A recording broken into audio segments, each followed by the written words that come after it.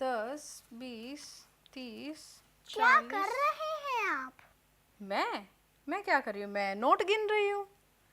40, यह 50। काम तो मैं भी कर सकती हूँ।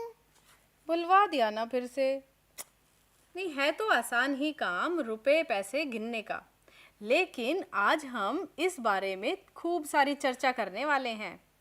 आज हम बात करेंगे रुपए पैसे के हिसाब की, और इस बातचीत का आधार है कक्षा 2 की गणित की पाठ्य पुस्तक की इकाई 10, जिसका नाम है मेले का आनंद। तो यहाँ मेरे पास कुछ नोट हैं, देखिए। त्विषा, आप देख सकते हैं इन नोटों को? इस इकाई के पिछले भाग में हमने जाना था कि 1 रुपए में 100 पैसे होते हैं, और गुब्बारे का खेल भी तो खेला था। जी हाँ, आज भी हम एक ऐसा ही खेल खेलने वाले हैं। तो त्विषा, आप तैयार हैं इस खेल के लिए? इस खेल में हमें पैसे से संबंधित एक खेल खेलना है। चलिए, अब देखिए, मेरे पास यहाँ कुछ नोट हैं और कुछ सिक्के हैं। अगर मैं आपको कहूँ कि आपको इन नोटों और सिक्कों का इस्तेमाल करके 66 रुपए बनाने हैं। कितने? 66। तो क्या आप बना पाएंगे? तो चलिए शुरू कीजिए।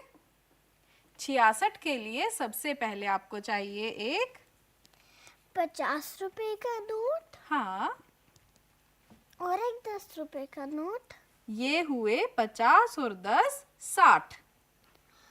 और एक 5 रुपए का सिक्का हम्म, और एक 1 रुपए का सिक्का।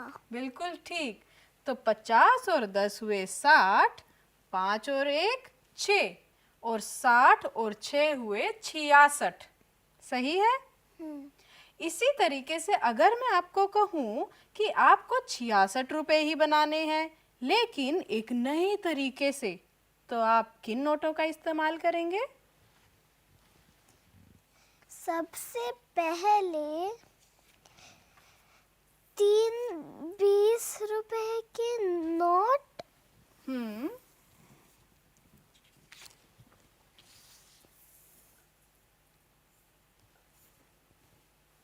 तो आपने यहाँ लिए 3 नोट 20-20 रुपए के। 20 और 20 40, 40 और 20 60 60, और 6 रुपए और बनाने हैं। तो 5 और 1 6, ये भी हुए 66 रुपए। सही है? लेकिन अगर मैं आपको कहूँ कि एक और तरीका सोचिए जिससे आप 66 रुपए बना सकते हैं, क्या आप ये कर पाएंगे? हाँ जी। चलिए तो फिर शुरू कीजिए।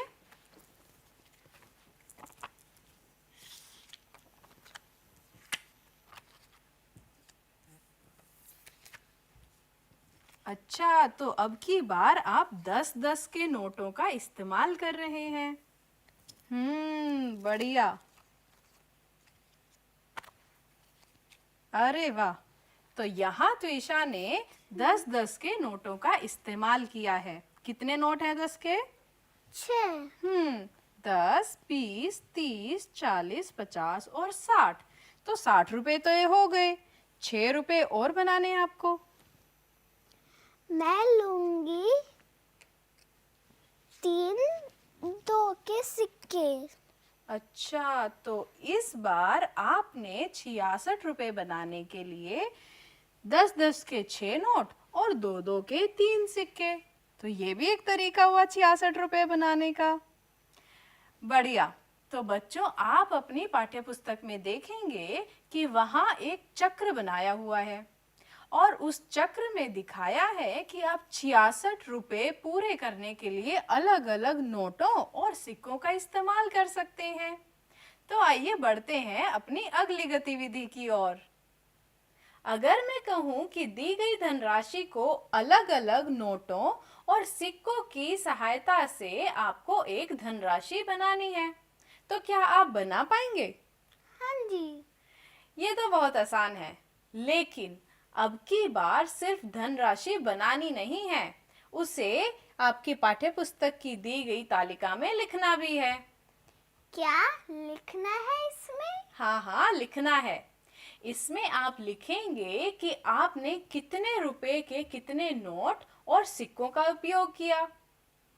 हाँ हाँ, समझ गई। अब आप धनराशि तो बताइए। तो आपकी धनराशि है 54। 54 मतलब 50 और 4। अब आप बनाइए 54। इसके लिए आप इस्तेमाल कर सकते हैं 20 के नोट, 10 के नोट और कुछ सिक्के। तो यहाँ त्विषा ने लिया है एक 20 का नोट। इसके बाद आप कौन से नोट लेंगे? हाँ, आप 10 के नोटों का इस्तेमाल भी कर सकते हैं।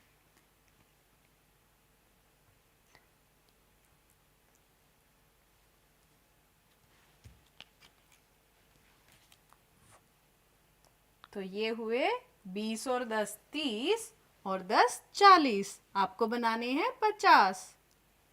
तो एक और 10 का नोट लेंगे। बिल्कुल सही। तो ये हुए 50 रुपए। अब आपको 4 रुपए और पूरे करने हैं। तो आप यहाँ सिक्के इस्तेमाल करेंगे। 2 और 2। तो ये हुए 54 रुपए। ठीक है। 50 और 4 बने 54। तो इसके लिए हमने एक 20 के नोट का इस्तेमाल किया और 3 10 के नोटों का, उसके बाद 2 सिक्के 2-2 के। इसी तरीके से हम इसे तालिका में भी लिखेंगे। जहां हम 20 के नीचे लिखेंगे 1 और 10 के नीचे लिखेंगे 3, क्योंकि 10-10 के हमने 3 नोटों का उपयोग किया है। इसके बाद 2 के 2 सिक्के हैं, तो 2 के नीचे क्या लिखेंगे? 2। अच्छा, अब एक बात सोचिए कि जिन नोटों या सिक्कों का हमने इस्तेमाल ही नहीं किया, उसके नीचे क्या लिखेंगे? सोचिए। नहीं सोच पा रहे? मैं बताती हूँ। उसके नीचे आप डैश का इस्तेमाल करेंगे, क्योंकि आपने उस धनराशि को बनाने के लिए उन नोटों और सिक्कों का इस्तेमाल ही नहीं किया। अब समझे? अरे वाह, आपने तो बड़ा जल्दी समझ लिया। बच्चों, आप भी इसी तरह बाकी की तालिका को पूरी कर सकते हैं। पर मुझे एक बात समझ नहीं आई। क्या बात? पूछिए। अभी हमने जो किया वो हमारी जिंदगी में कब और कैसे काम आ सकता है? बहुत अच्छी बात पूछी है आपने। अभी जो हमने गतिविधि की, ये हमारी जिंदगी में कब और कहाँ काम आती है। क्या आप खरीदारी करने बाजार जाते हो? हाँ, जाती तो हूँ। तो अब यह चित्र देखिए। इस चित्र में आपको क्या-क्या दिखाई दे रहा है? यहाँ एक गेंद है, एक गुब्बारा, फिर डायरी, दही का डिब्बा, पेंसिल, बिस्कुट और बहुत सारी चीजें हैं। सही पहचाना आपने। अच्छा, तो मान लो कि आपको एक डायरी लेनी है और एक दही का डिब्बा। डायरी पर आप देख सकते हैं कि एक छोटा सा टैग लगा है, जिस पे लिखा है 15 रुपए। कितने रुपए? 15 रुपए। बिल्कुल ठीक। इसी तरीके से दही के डिब्बे पर लिखा है 28 रुपए। तो अगर आपको डायरी और दही का डिब्बा लेने हैं, तो आपको कुल कितने रुपए देने होंगे? डायरी है 15 रुपए की और दही का डिब्बा है 28 रुपए का। तो कुल रुपए हुए 43। लेकिन आपके पास केवल 30 रुपए हैं। तो आपको कितने और रुपए की जरूरत है? 13 रुपए। बिल्कुल ठीक। आपको 13 रुपए और चाहिए। आया समझ? आ गया समझ। बच्चों, इसी तरह आप बाकी के प्रश्नों को खुद हल करके देखिए और दी गई तालिका में लिखिए। आइए अब संख्याओं को जमा करने का एक और तरीका देखते हैं। इसमें हम संख्याओं को ऊपर नीचे लिखते हैं, जैसे 18 और 32।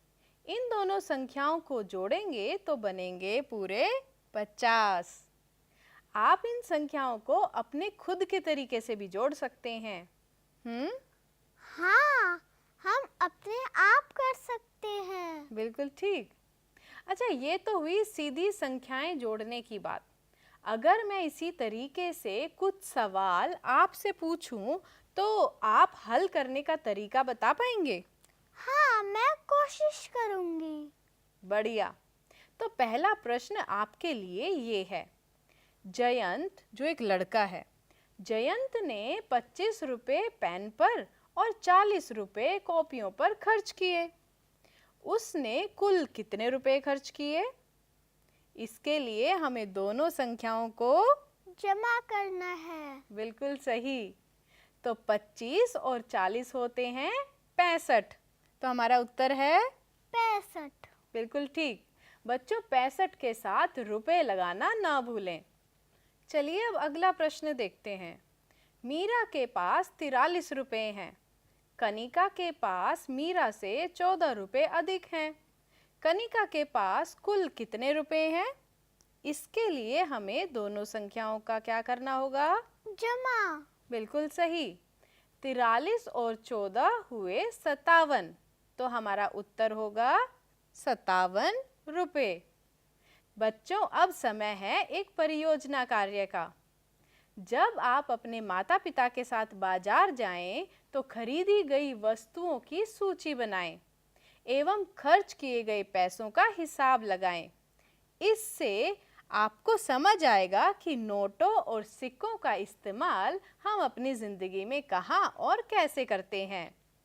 एक और बात, क्या आपने कभी देखा है कि मूल्य चुकाने के लिए मोबाइल का उपयोग भी किया जाता है? क्या आपने देखा है? हाँ जी। जब भी हम कोई सामान खरीदते हैं तो हम अपने मोबाइल की सहायता से भी उस सामान की कीमत दुकानदार को दे सकते हैं। तो बच्चों, मेले का आनंद की इकाई के इस भाग में हमने जाना कि हम कैसे विभिन्न नोटों और सिक्कों के इस्तेमाल से अलग-अलग तरीके से विभिन्न धनराशि को बना सकते हैं। इसके साथ ही हमने अलग-अलग धनराशि को जोड़ना भी सीखा। तो आप भी इसी तरीके से अभ्यास करते रहिए।